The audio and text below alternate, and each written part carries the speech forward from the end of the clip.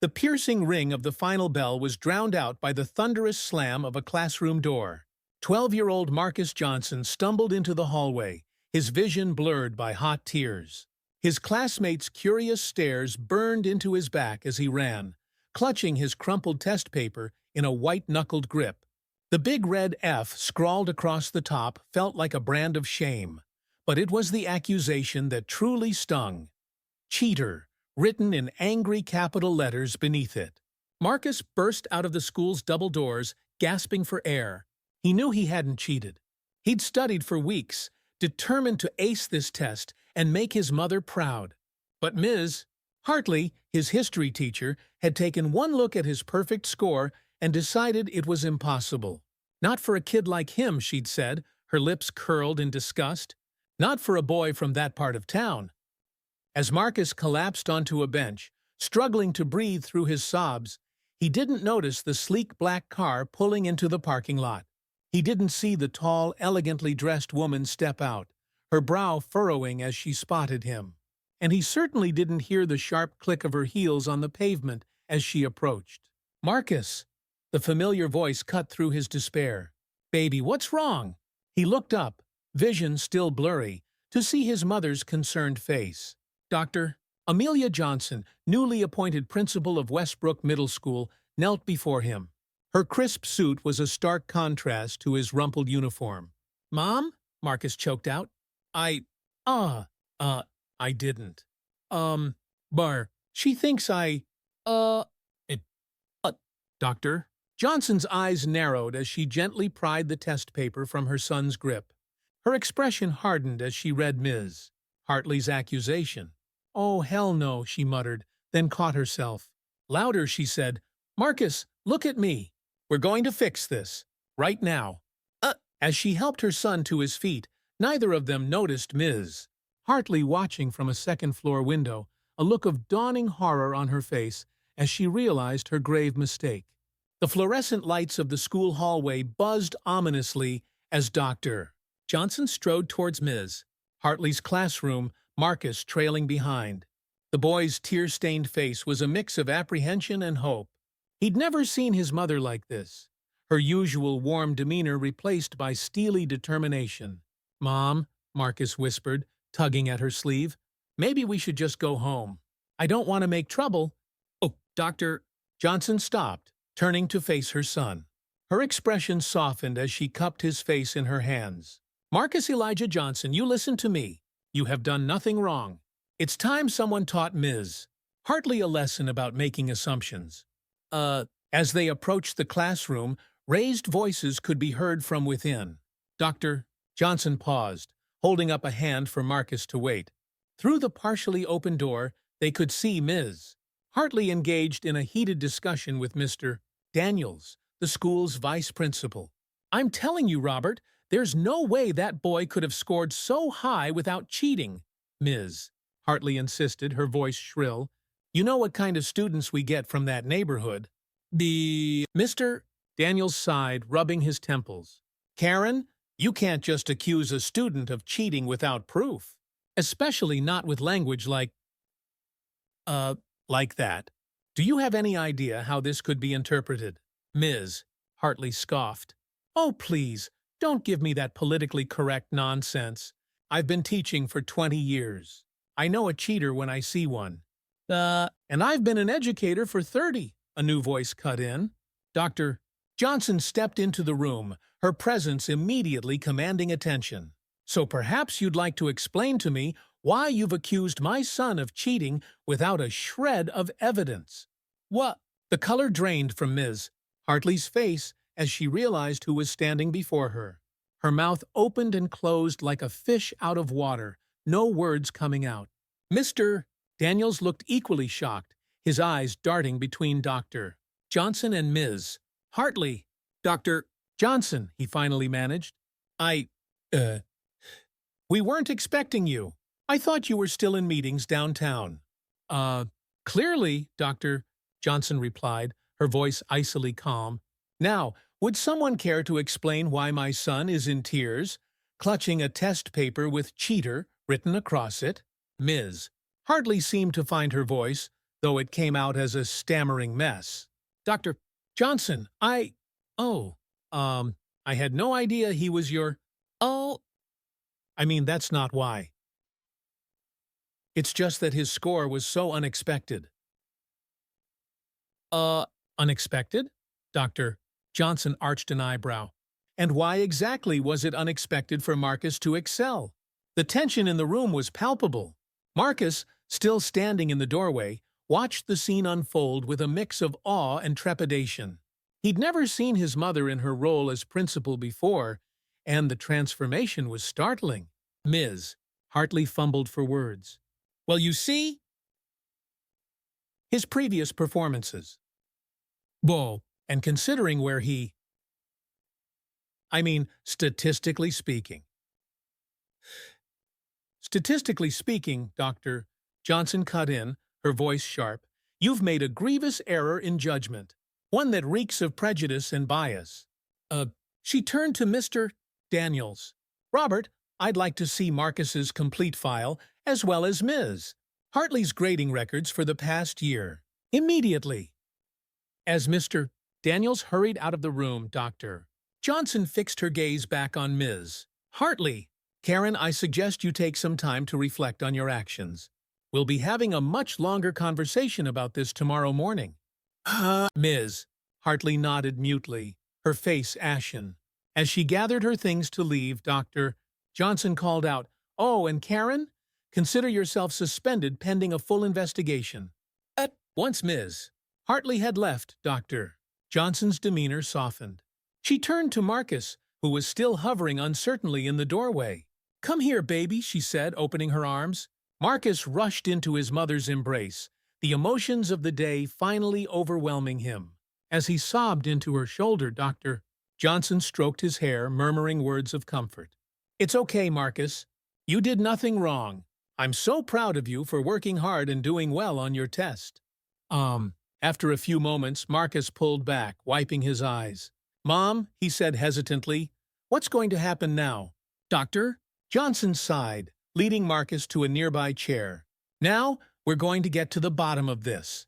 We're going to make sure that what happened to you doesn't happen to anyone else. Just then, Mr. Daniels returned with a stack of files. Here's everything you asked for, Dr. Johnson, he said, placing them on Ms. Hartley's desk. Thank you, Robert, she replied. I'd like you to stay while we go through these. Marcus, honey, you can wait outside if you want, or you can stay. It's up to you. Marcus straightened his shoulders. I want to stay, he said firmly. Dr. Johnson nodded, a hint of pride in her eyes. All right then, let's begin. For the next hour, they pored over the files. The picture that emerged was troubling. Ms. Hartley's grading showed a clear pattern of bias against students from certain neighborhoods, particularly those with high minority populations. Marcus's own file revealed consistently high scores in other subjects, making his supposed unexpected performance in history even more suspect. As they worked, Marcus found his voice. He shared stories of subtle slights and dismissive comments from Ms. Hartley throughout the year. Things he hadn't wanted to complain about before, afraid of being seen as a troublemaker. Mr. Daniels looked increasingly uncomfortable as the evidence mounted. Dr. Johnson, he said finally, I had no idea it was this bad. I should have noticed. You should have done something. Dr. Johnson's expression was grim. Yes, you should have. But the important thing now is what we're going to do about it. She turned to Marcus. I'm so sorry you had to go through this, baby. But I promise you, things are going to change around here. Marcus nodded, feeling a mixture of relief and determination. For the first time since Ms. Hartley had accused him, he felt truly heard. As the sun began to set outside the classroom windows, Dr. Johnson stood up.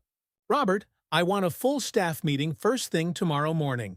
It's time we had a serious discussion about bias and expectations in this school. Mr. Daniels nodded, looking both chastened and resolute. Of course, Dr. Johnson. I'll send out the notification right away. As they prepared to leave, Dr. Johnson put her arm around Marcus's shoulders. Ready to go home, champ? Marcus looked up at his mother, a small smile finally breaking through. "Yeah, Mom, I'm ready." As they walked out of the school, the weight of the day's events still hung heavy in the air. But there was also a sense of hope, a feeling that maybe, just maybe, things could get better. For Marcus, for other students like him, and for the school as a whole. Little did they know, the events of that day were just the beginning. The ripples of change they had set in motion would soon grow into waves, transforming not just Westbrook Middle School, but the entire district. And at the center of it all would be a brave boy who refused to be silenced, and a mother determined to fight for justice in education. The following morning dawned crisp and clear, a stark contrast to the storm brewing within Westbrook Middle School. As Dr. Johnson and Marcus approached the building, they could feel the tension in the air. News of yesterday's events had spread like wildfire, and curious eyes followed them as they made their way through the corridors. Dr. Johnson squeezed her son's shoulder reassuringly. "Remember, Marcus, you have nothing to be ashamed of. Hold your head high." Marcus nodded, straightening his back. As they reached his classroom, Dr. Johnson knelt down to meet his eyes. "I have to go to the staff meeting now. Will you be okay?" "I'll be fine, Mom," Marcus said, mustering a brave smile. "Go make things right." With a final hug, they parted ways.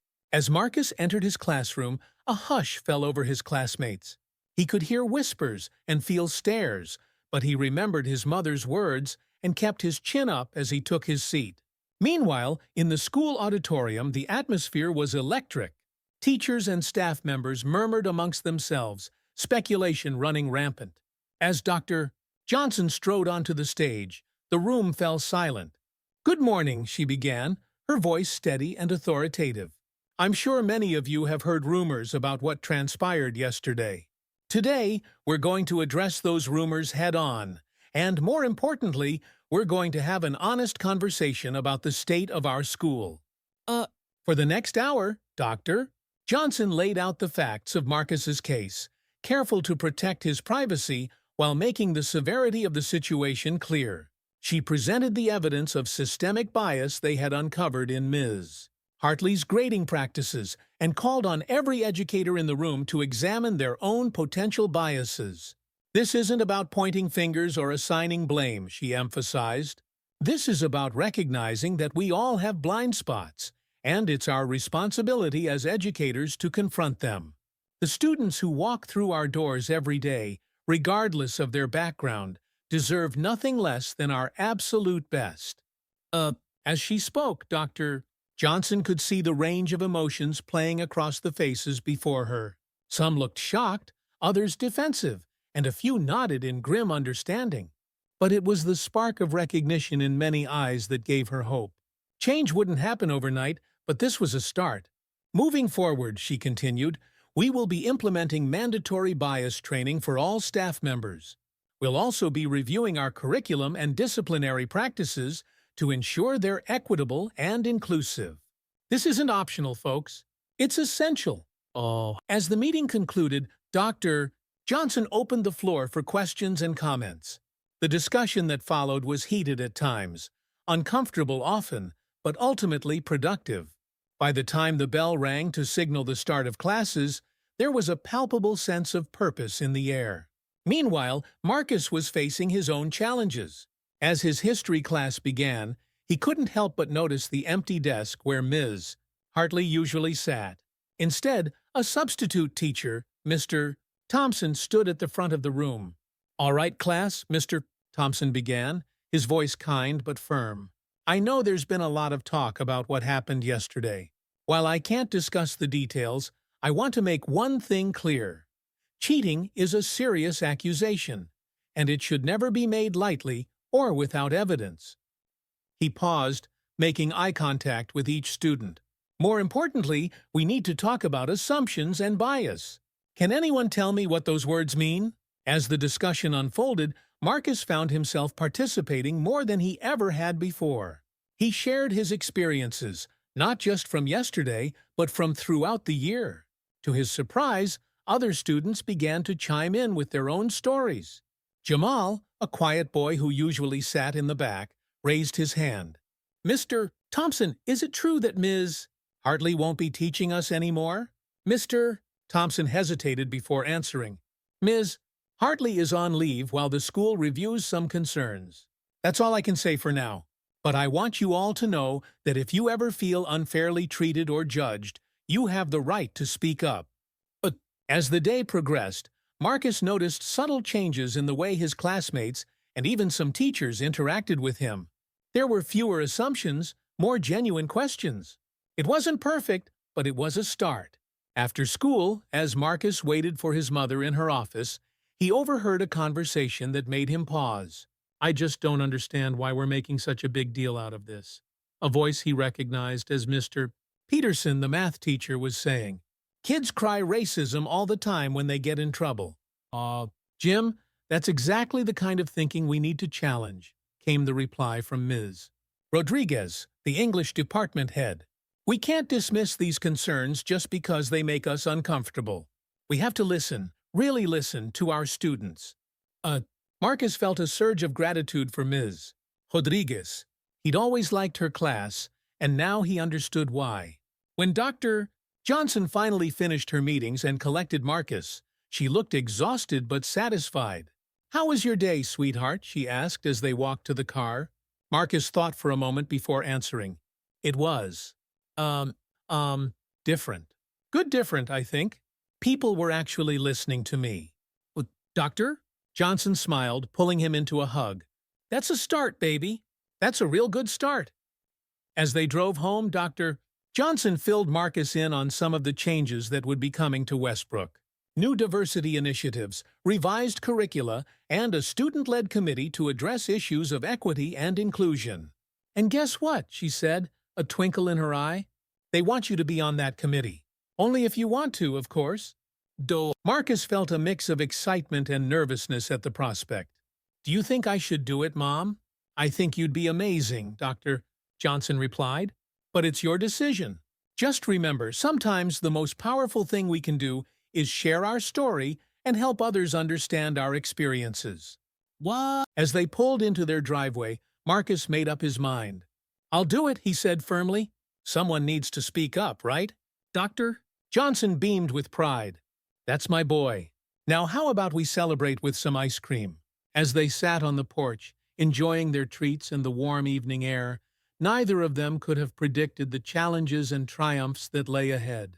The road to true equity and understanding would be long and often difficult, but they had taken the first crucial steps. Little did they know, their story was about to inspire a movement that would reach far beyond the walls of Westbrook Middle School, touching lives and changing minds across the entire community. The spark of change had been lit, and there was no turning back now. 3 months had passed since that fateful day when Marcus was falsely accused of cheating. Westbrook Middle School had been a whirlwind of change, but not everyone was happy about it. As Marcus and his mother pulled into the school parking lot, they could see a small group of protesters near the entrance, holding signs with slogans like, "Stop the PC Madness," and "Bring back traditional values." Doctor? Johnson sighed, her knuckles whitening as she gripped the steering wheel. Are you ready for this, Marcus? Marcus nodded, his jaw set with determination. I'm ready, Mom. We've come too far to back down now. Today was the day of the school board meeting where Dr. Johnson would present the results of Westbrook's new initiatives. It was also the day when the board would decide whether to extend these changes district-wide. The stakes couldn't be higher. As they approached the school, a reporter from the local news station intercepted them. Dr. Johnson, any comments on the backlash against your new policies? Critics are saying you've gone too far. Doctor? Johnson paused, choosing her words carefully. Change is never easy, but it's necessary. We're not just changing policies, we're changing lives, and that's worth fighting for. Inside the school, the atmosphere was tense. Marcus could feel the weight of expectation on his shoulders as he made his way to his first class. As a key member of the Student Equity Committee, he had become something of a symbol for the changes at Westbrook. In history class, now taught by Mr. Thompson, they were discussing the civil rights movement. As Marcus listened to his classmates debate the legacy of Martin Luther King Jr., He couldn't help but draw parallels to their own situation. "But haven't we already achieved equality?" one student asked. "Why do we need all these new rules?" Before Mr. Thompson could respond, Marcus found himself speaking up. "It's not just about rules," he said, his voice steady despite his racing heart. "It's about creating a school where everyone feels valued and has the same opportunities. And we're not there yet." The class fell silent, considering his words. Mr. Thompson smiled proudly. "Well said, Marcus. Now let's think about how the challenges of the past relate to what we're experiencing today." As the day progressed, tension continued to build. During lunch, Marcus overheard a group of teachers arguing in the hallway. "This has gone too far," one was saying. "We're spending so much time on this equity nonsense that we're neglecting actual education." Actual education?" another shot back. "What do you think we're doing if not educating our students about the real world?" Marcus slipped away, his appetite gone. He found himself in front of Dr. Johnson's office, where she was preparing for the board meeting. "Mom," he said softly, "are you sure we're doing the right thing?" Dr. Johnson looked up, her eyes tired but resolute. "Come here, baby." She pulled Marcus into a hug. "Change is hard and it's scary. But think about how many kids will have a better school experience because of what we're doing. That's worth all the struggle." Marcus nodded, drawing strength from his mother's words. As he turned to leave, Dr. Johnson called out, "Oh, and Marcus, I'm going to need you to speak at the board meeting tonight. Your voice needs to be heard." Marcus felt a jolt of panic, but he squared his shoulders and nodded. "I'll be ready." The rest of the day passed in a blur. Before he knew it, Marcus was standing outside the packed auditorium where the board meeting was about to begin. He could hear the murmur of voices inside, a mix of excitement and apprehension. As they entered, Marcus saw Ms. Hartley sitting in the back row. Their eyes met for a moment, and to his surprise, she gave him a small nod. He wasn't sure what it meant, but it felt like some kind of acknowledgement. The meeting began with Dr. Johnson presenting the data from the past 3 months. Incidents of disciplinary action had decreased across all demographic groups. Test scores were up, particularly among minority students. Teacher evaluations showed improved engagement and communication with students from diverse backgrounds. But numbers only tell part of the story, Dr. Johnson concluded. To truly understand the impact of these changes, we need to hear from those most affected. That's why I've asked my son Marcus to speak to you tonight. A hush fell over the room as Marcus made his way to the podium. His hands were shaking, but his voice was clear as he began to speak. 3 months ago, I was accused of cheating because a teacher couldn't believe that someone like me could excel, he said. It was humiliating, and it made me question my own abilities. But it also opened my eyes to a problem that affects so many of my classmates. Marcus went on to share stories he'd gathered from the Student Equity Committee. Stories of subtle biases, of lowered expectations, of feeling invisible or misunderstood. But in the past 3 months, I've seen things start to change, he continued. I've seen students who used to be silent start to speak up. I've seen teachers make an effort to understand us better. And I've seen kids who never thought they could succeed start to believe in themselves. As Marcus spoke, he could see the impact his words were having. Some board members were nodding, others looked thoughtful, and a few were wiping away tears. We're not asking for special treatment, Marcus concluded. We're asking for a fair chance. A chance to be seen for who we are, not who you think we might be based on how we look or where we come from. Isn't that what education is supposed to be about? As Marcus stepped down from the podium, the room erupted in applause. Dr. Johnson embraced him, whispering, I'm so proud of you, baby. But the night wasn't over yet. The board opened the floor for public comments, and that's when the real storm hit. Parents, teachers, and community members lined up to speak.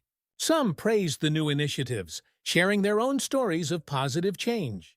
Others vehemently opposed them, arguing that the school was overstepping its bounds or unfairly favoring certain groups. The debate raged on, growing heated at times. Marcus watched, his heart racing, as his mother calmly addressed each concern, never losing her composure, even in the face of harsh criticism. Just when it seemed the argument might reach a breaking point, an unexpected voice cut through the chaos. "If I may speak, Miss," Hartley said, standing up from her seat in the back. A murmur ran through the crowd as she made her way to the front. Marcus held his breath, unsure of what to expect. "3 months ago, I made a terrible mistake, Ms." Hartley began, her voice shaking slightly. "I let my biases cloud my judgment, and I hurt a student who deserved better. I've had a lot of time to reflect since then, and I've realized how many other students I might have hurt without even realizing it." She turned to face Marcus and Dr. Johnson. "I want to apologize publicly to Marcus and to every other student I may have underestimated or misjudged. And I want to say that while these changes haven't been easy, they've opened my eyes. I'm learning to be a better teacher, and I believe our school is becoming a better place for all students." Her words seemed to deflate the tension in the room. Even some of the staunchest critics looked thoughtful. As the meeting drew to a close, the board called for a vote on whether to extend Westbrook's initiatives district-wide. Marcus held his breath as the votes were tallied. By a vote of 6-1, the board president announced, the motion passes. The district will adopt Westbrook Middle School's equity initiatives, effective immediately. The auditorium erupted in cheers. Marcus found himself swept up in a group hug with his mother and several of his classmates from the equity committee.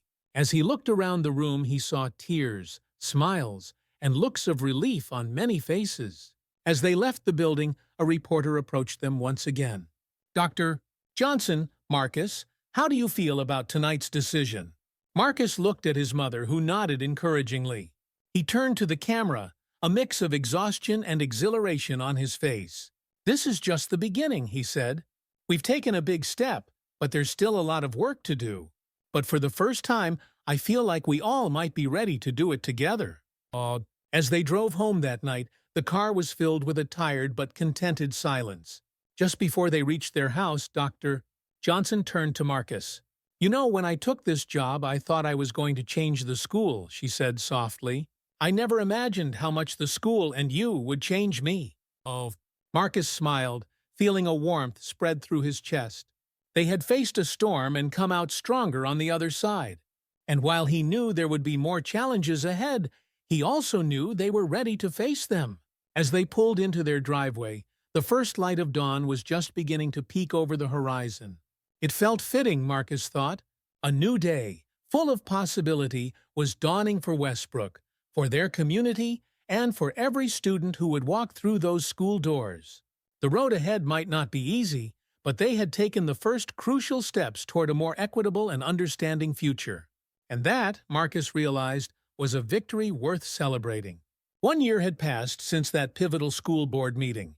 The morning sun cast a warm glow over Westbrook Middle School as Marcus Johnson, now in 8th grade, walked through its doors. The hallways buzzed with the excited chatter of students returning from summer break, but there was something different in the air, a sense of unity and purpose that hadn't existed before. Marcus made his way to the auditorium for the school's opening assembly. As he took his seat, he couldn't help but reflect on the whirlwind of changes that had swept through not just Westbrook, but the entire school district over the past year. Dr. Johnson took the stage, her presence commanding yet welcoming. "Good morning, everyone," she began, her voice carrying a note of pride. "Welcome to a new school year. Before we begin, I want us all to take a moment to appreciate how far we've come and to think about where we're going." As she spoke, a slideshow began playing behind her. Images flashed across the screen. Students of all backgrounds working together on projects, teachers engaged in diversity training workshops, community outreach events that had brought parents and educators together. "A year ago," Dr. Johnson continued, "we embarked on a journey to create a more equitable and inclusive learning environment for all our students. It hasn't always been easy, but thanks to the dedication of our staff, the support of our community, and most importantly, the courage of our students, we've made remarkable progress." She went on to share some of the tangible results of their efforts. Disciplinary incidents had decreased by 40% across all demographic groups. Test scores had improved significantly, with the achievement gap between different student populations narrowing. Teacher retention rates were up, and student satisfaction surveys showed a marked improvement in overall school climate. But numbers only tell part of the story, Dr. Johnson said, echoing her words from a year ago. The real change is in the way we interact with each other, the way we challenge our assumptions, and the way we support each other's growth. As if on cue, a group of students, the expanded Student Equity Committee, joined Dr. Johnson on stage. Marcus, as the committee's senior member, stepped up to the microphone.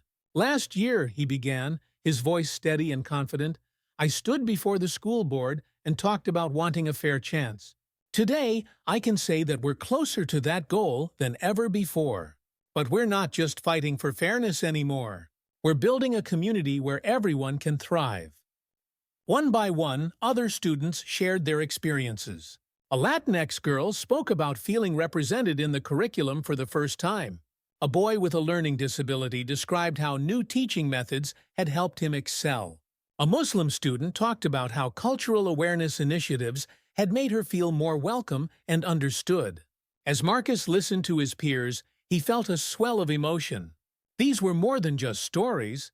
They were testament to the real, lasting change they had all worked so hard to achieve. The assembly concluded with the unveiling of a new mural in the school's main hallway. Created collaboratively by students, teachers, and local artists, it depicted a diverse group of young people reaching towards a bright future, surrounded by words like empathy, understanding, growth, and unity. As the students filed out of the auditorium, Marcus found himself walking alongside Ms. Hartley. The former history teacher had returned to Westbrook in a new role, Diversity and Inclusion Coordinator. "You should be proud, Marcus," she said softly.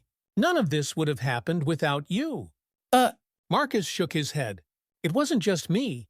It was all of us, including you, Ms. Hartley. We all had to be willing to change." She nodded, a mix of emotions playing across her face.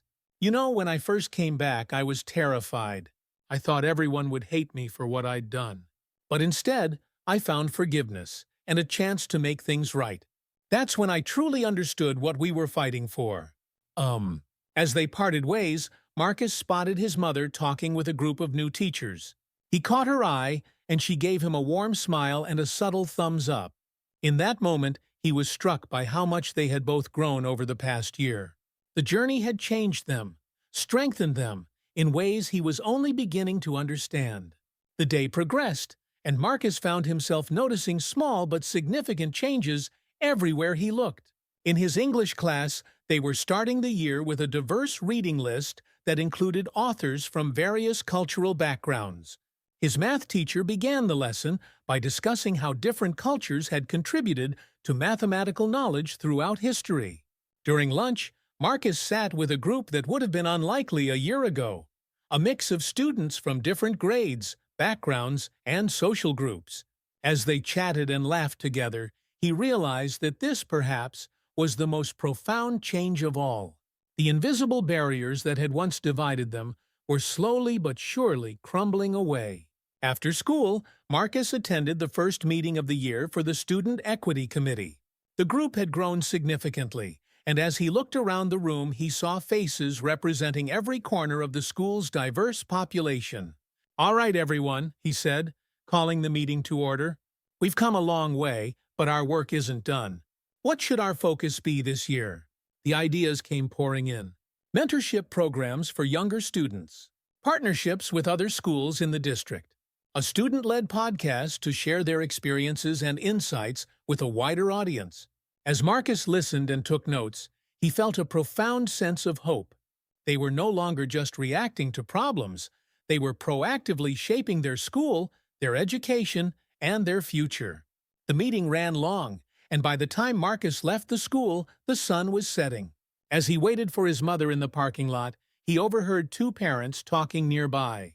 "You know, I was skeptical about all these changes at first," one was saying, "but I have to admit, my kid seems happier and more engaged than ever."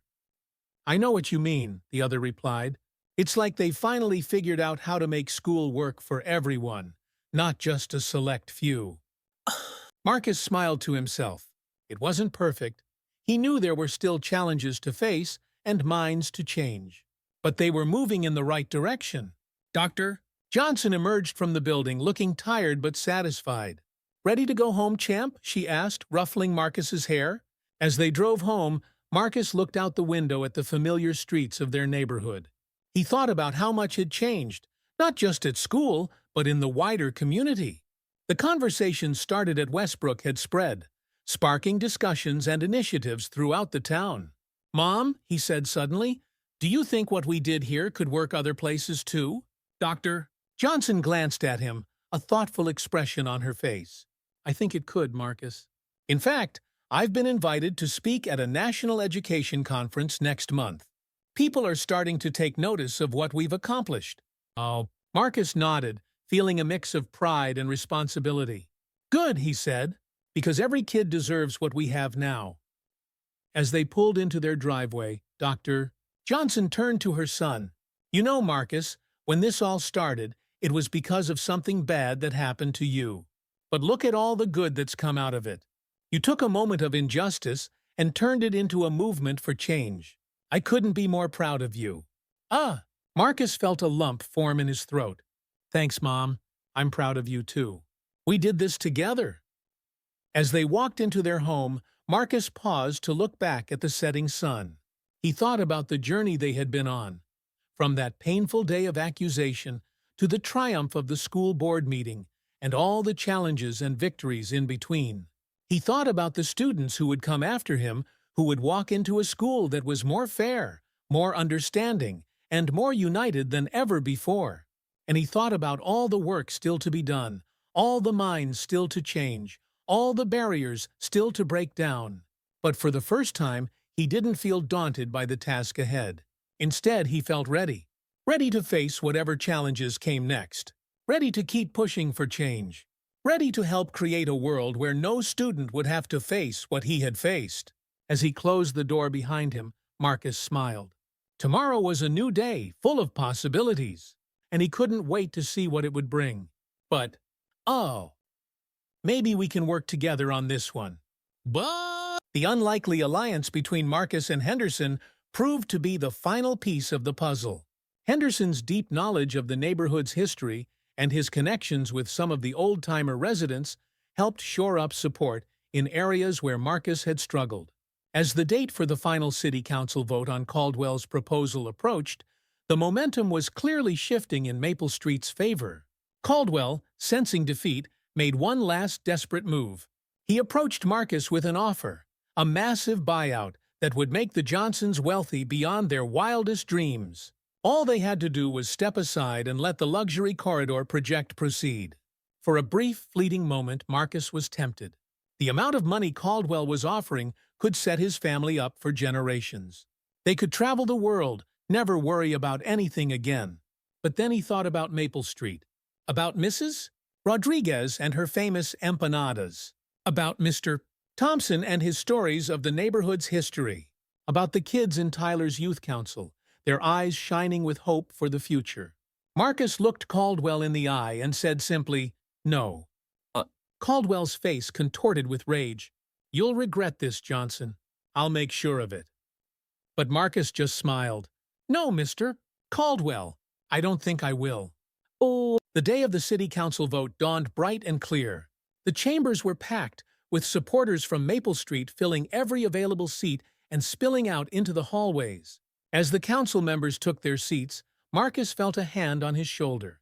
He turned to see Richard Henderson, looking uncomfortable in a suit that had seen better days. "You ready for this, Johnson?" Henderson asked gruffly. Marcus nodded. "As ready as I'll ever be." The debate was heated, with Caldwell's team presenting slick projections of increased tax revenue and economic growth. But when it was Maple Street's turn to present, something unexpected happened. Instead of Marcus taking the podium, it was Zoe who stepped up. Her voice shook slightly as she began, but gained strength with every word. "Members of the council, distinguished guests, I stand before you not just as Marcus Johnson's daughter, but as a child of Maple Street. I've seen our neighborhood at its worst, and now at its best. The transformation we've undergone isn't just about new buildings or programs. It's about hope. It's about community. It's about proving that we can grow and thrive without leaving anyone behind. As Zoe spoke, sharing stories of the lives changed and the community bonds strengthened, Marcus saw something he never thought he'd witness: tears in Richard Henderson's eyes. When the vote finally came, it was unanimous. Caldwell's luxury corridor project was rejected, and the Maple Street Community Land Trust was officially recognized and protected by city ordinance. The chambers erupted in cheers. Marcus found himself engulfed in a sea of hugs, from his family, from neighbors, even from city council members. But the embrace that meant the most came from Henderson. "You did good, Johnson," the old man said gruffly, quickly stepping back as if embarrassed by the show of emotion. "Your folks would have been proud." As they left City Hall, stepping out into the bright sunlight, Marcus felt a profound sense of accomplishment. They had faced seemingly insurmountable odds and emerged victorious. Maple Street was safe, its future secure. But more than that, they had shown what was possible when a community came together, when people put aside their differences and worked towards a common goal. As the family drove back to Maple Street, where a celebration was already underway, Marcus looked at each of his loved ones in turn. Samantha, her eyes shining with pride. Zoe, excitedly checking the reactions to her speech on social media. Tyler, already planning the next youth council meeting. He thought about the journey that had brought them here. From the day they'd fled Henderson's harassment to the moment they'd stood side by side with him to save their community. It had been a long, difficult road, full of unexpected twists and turns. But as they turned onto Maple Street, seeing the banners and smiling faces of their neighbors, Marcus knew one thing for certain: they were home, and there was nowhere else he'd rather be. The celebration on Maple Street lasted well into the night. The entire neighborhood had come out in force, with tables groaning under the weight of potluck dishes, music filling the air, and laughter echoing down the streets. It was more than just a victory party. It was a reaffirmation of community, a testament to the bonds that had been forged and strengthened through their shared struggle. As the night wore on, Marcus found a quiet moment to slip away. He wandered down the street, taking in the sights and sounds of the neighborhood he'd fought so hard to protect. The new community center stood proud, its windows glowing warmly. The refurbished houses, once showing signs of neglect, now gleamed with fresh paint and care. And everywhere there were people, talking, laughing, simply enjoying each other's company. He paused in front of his old house, now occupied by a young family. The father, noticing Marcus, waved him over. "Mr. Johnson, we can't thank you enough for everything you've done," the man said, shaking Marcus's hand enthusiastically. "When we moved here, we were just looking for an affordable place to live. We never imagined we'd find a real community." Marcus smiled, feeling a warmth spread through his chest. "That's what Maple Street has always been about," he replied. "I'm just glad we could preserve that spirit." As he continued his walk, Marcus found himself in front of Richard Henderson's house. To his surprise, the old man was sitting on his porch, watching the festivities from a distance. After a moment's hesitation, Marcus approached. "Mind if I join you?" he asked cautiously. Henderson grunted, which Marcus took as an invitation. He sat down on the porch steps, and for a while the two men sat in silence, watching the celebration unfold before them. Finally, Henderson spoke. "You know, Johnson, when you first moved onto this street all those years ago, I was convinced you'd be the ruin of this neighborhood." He paused, his rheumy eyes fixed on the scene before them. "Never been so glad to be wrong in my life." Marcus turned to look at the old man, seeing him truly for the first time. Behind the gruff exterior and years of prejudice, he saw someone who, in his own misguided way, had thought he was protecting his home. "It's never too late to change, Mr. Henderson," Marcus said softly. "You proved that today." Henderson harumphed, but there was no real heat in it. "Don't go getting sentimental on me now, Johnson. I still think your music's too loud." Marcus laughed, and after a moment, Henderson joined in. It wasn't quite friendship, but it was a start. As the weeks passed, life on Maple Street settled into a new rhythm. The Community Land Trust began its work in earnest, with residents taking an active role in shaping the neighborhood's future. Zoe's blog had transformed into a full-fledged community newsletter, sharing stories of local heroes and keeping everyone informed about upcoming events and initiatives. Tyler's Youth Council had become a model for other neighborhoods, with kids taking the lead on everything from organizing cleanup drives to planning intergenerational activities. And Samantha's charter school proposal had been approved, with construction set to begin in the coming months. But perhaps the most surprising development came from Richard Henderson. One day, he showed up at the community center looking uncomfortable but determined. "I want to volunteer," he announced gruffly to a startled Marcus. "Figure if I'm going to live in this new Maple Street, I might as well be a part of it." And so, Richard Henderson, once the neighborhood's most notorious racist, found himself teaching a class on local history to a diverse group of eager listeners. It wasn't always smooth sailing. Old habits die hard, and there were moments of tension. But with each passing week, the edges of his prejudice seemed to soften a little more. As for the Johnsons, they found themselves navigating a new reality. Their success had brought opportunities and challenges they never could have imagined. Marcus was inundated with invitations to speak at conferences and consult on urban renewal projects across the country. Samantha's educational initiatives were gaining national attention, but through it all, they remained grounded in the community they had helped to build. They made a point of attending every neighborhood potluck, cheering at every Little League game, and pitching in for every community project. Their mansion in Evergreen Estates, once a symbol of their escape from Maple Street, now stood empty more often than not. One evening, as the family sat around the dinner table in their old Maple Street home, which they had repurchased and renovated as a second residence, Zoe broached a subject that had been on all their minds. "Mom, Dad," she began hesitantly, "I've been thinking, do we really need the house in Evergreen Estates anymore? I mean, we're here all the time anyway." "Oh." Marcus and Samantha exchanged a look. They had been having the same conversation in private for weeks. "You know," Marcus said slowly, "I think you might be onto something, sweetheart. This has always been our real home." "Oh." The decision to sell their Evergreen Estates mansion and move back to Maple Street full-time was met with overwhelming support from the community. The day the Johnsons moved back in, they found their neighbors had organized a surprise welcome home party. As Marcus stood on his front porch, looking out at the faces of his neighbors, faces of all colors, ages, and backgrounds, he felt a sense of completion. The journey that had begun with a hateful act had led them here, to a place of understanding, growth, and true community. But the story of Maple Street was far from over. The success of their Community Land Trust model had attracted attention from cities across the country. Delegations of urban planners, community organizers, and local officials began to make pilgrimages to Maple Street, eager to learn from their experience. Marcus found himself in demand as a speaker and consultant, sharing the Maple Street story and helping other communities implement similar models. But he always made sure to bring others along. Samantha to speak about education, Zoe to discuss youth engagement, and even Richard Henderson to talk about the importance of overcoming prejudice. 5 years after the defeat of Caldwell's luxury corridor plan, Maple Street hosted a national conference on inclusive urban development.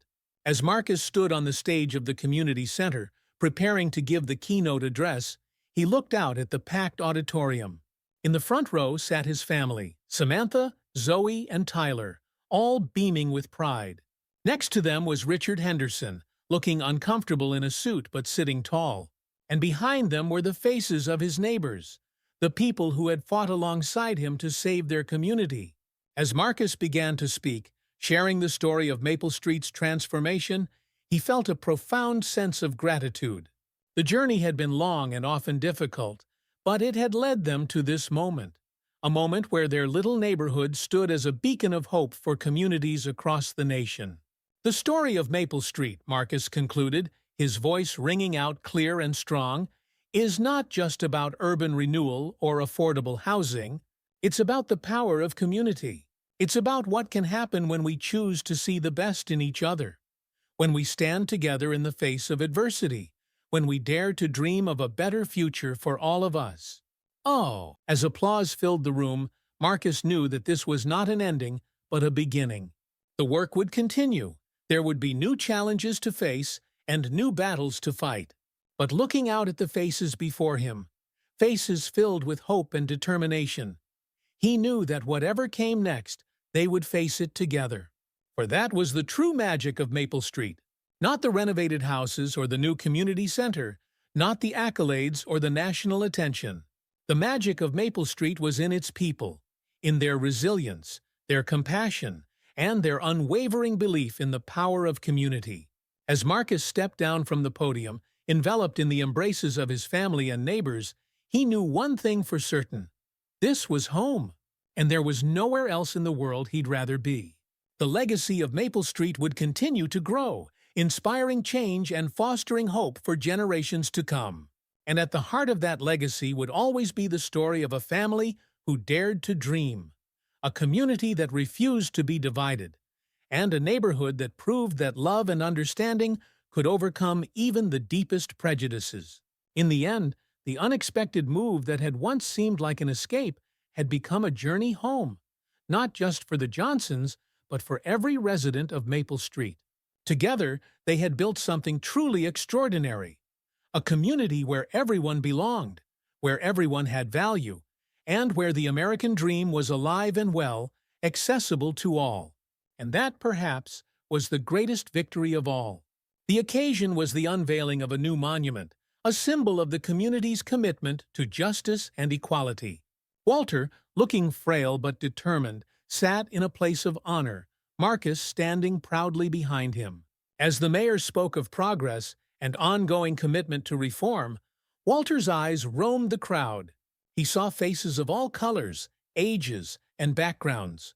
He saw some of the young people from Marcus's leadership program standing tall and attentive. He saw Officer Carter in civilian clothes, standing somewhat apart but listening intently. And then, as the monument was unveiled, a hush fell over the crowd.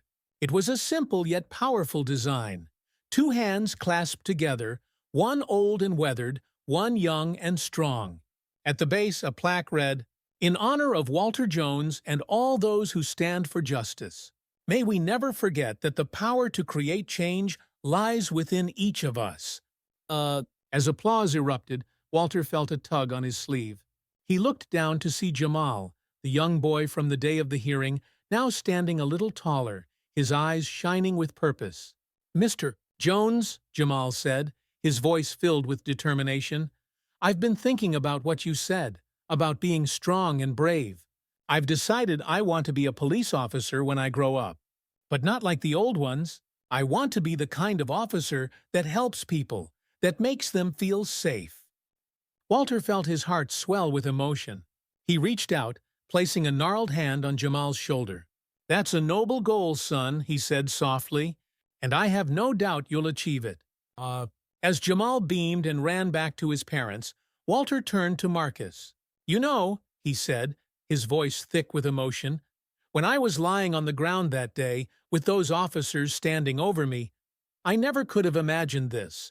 All of this." Marcus nodded, blinking back tears. "You showed us all what one person can do, Dad. You showed us the power of standing up, of speaking out." Walter shook his head, a small smile playing on his lips. "No, son, I just lit the spark. It was all of us together that turned it into a flame. And now, he gestured to the crowd, to the monument, to the city beyond. "Now it's up to all of us to keep that flame burning." As the ceremony concluded and people began to disperse, many stopped to shake Walter's hand, to thank him, to share their own stories of inspiration and change.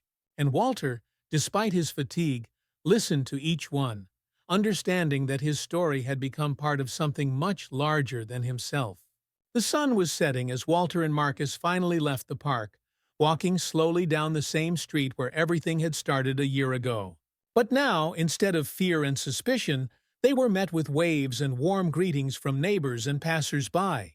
As they reached Walter's home, they paused on the porch, looking out at the neighborhood bathed in the golden light of sunset.